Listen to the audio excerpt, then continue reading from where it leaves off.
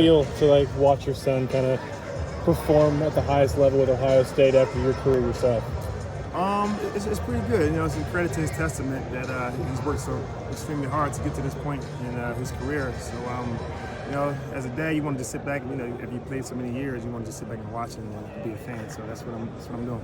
It seems like he kind of thrives on competition. Today, I mean, not that he's competing, but today's another opportunity to just kind of help out his quarterback. I mean, how kind of proud are you just of the way that he's sort of matured through all this? Yeah, at this stage, you know, when you have a pro day, you always want to go out and help the guy that's throwing, who's a CJ, who's going to be a terrific pro quarterback. And in a day like today, you got to go out there and help your teammate. Mm-hmm. And you know, at some point in time, he's going to need someone to throw to him.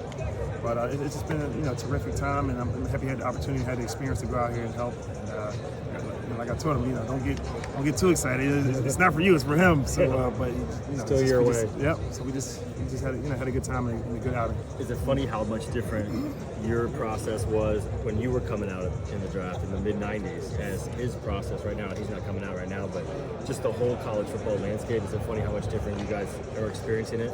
Yeah, I think it gets. I'm not going to say competitive. It just gets more and more involved over years. I don't think we threw at our pro day. We threw at a pro day. Yeah, I don't think we even had a pro day. Right? Oh, but you were first round pick.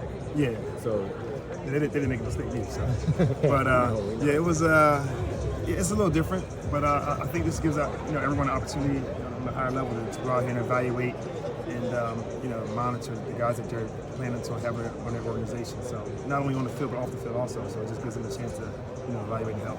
You've obviously stay patient, knowing that there's a lot of NFL interest in your son. No, because my son's not chasing the NFL. Right now, he's just being a student athlete. He loves the school here. He loves going to school. And it's not that he's right now he had a great year in college. And, just to be a student is more important. So I think the NFL's going to no time soon. It's going to be around for the next 100 years. So we're just enjoying it right now, and hopefully have another good season. You've obviously been around the best at quarterback. Is there anything you know about CJ that tells you like he's going to be all right at the next level? I know CJ's going to be around it. He's been a good quarterback, and more importantly than anything about CJ, he's a leader and he's a good person. Mm-hmm. And that's the first thing I've noticed about him when I came here. Hey, Mr. Harrison, I'm like, man, don't call me Mr. Harrison, call me Marvin. So he's just a great guy, and he showed his work ethic today and all that he's done, and he's just been a leader on the field. So I think that's one thing I noticed about him from day one. And everything I've heard about him today is just something I already knew. So I'm just glad to just confirm that he's just a great kid. Feels like less of a chance that your former team gets a chance to get CJ Stroud. I don't know if he's going to be there when they pick.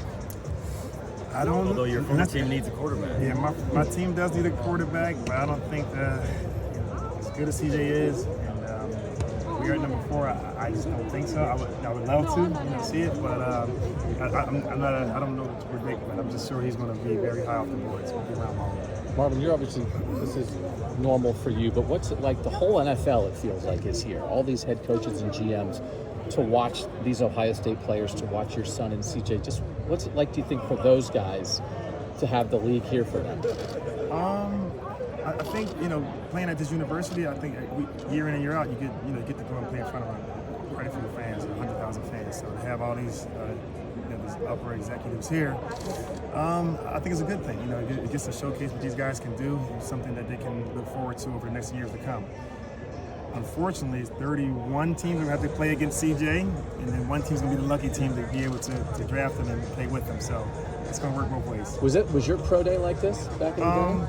We were just talking. I don't think we had a pro day back then. So we worked on it at the combine, but we didn't have a pro day at our university. Hey Marvin, I'm wondering, as you were raising Marvin Jr., how much of his skill came from you, and how much was that just him working his butt off, doing it on his own, or other coaching? It was a combination of everything you just said. So, myself, when you're growing up, you watch a kid and you try to coach him to be the best you can be. And then when he gets to high school, you learn different things. And then, over the years, you get here at university, you have Heartline, coaching with him. So it's just a process that's over a lifetime. Not everyone says, why is he so good? Well, it didn't happen yesterday. It happens over time. And then, the most credit goes to him, because he could just be some guy that just thinks he's better than everyone else, but it didn't work. But this is the opposite. He worked very hard to get where he is. It's rare to see when you're one of the best to ever play at your position, and then your son comes along and his hype going into his last year of college football. Everybody's saying he could be a top 5, top 10 pick this year, but you got to believe too that he's going to get to the league and he's going to be that type of player, that good. I don't really, me personally, I don't worry about the next level. I just worry about the current situation, which is to help the university win as many games possible. So when the day comes, when a freshman career, whether it's next year or 2 years, I'm sure he'll be ready and make a good impression for those guys if that ever happens. You kept up much with Reggie Wayne this past couple of years as he's gotten into coaching, and what do you think about just that kind of a new career for him now that he's kind of going into the second year? I haven't really talked to him much, but I mean, different strokes, different folks. I'm sure he's having fun with it. We've been in it for a long time, and a lot of former players go back and start coaching. So I'm sure he's having fun with it. One more question.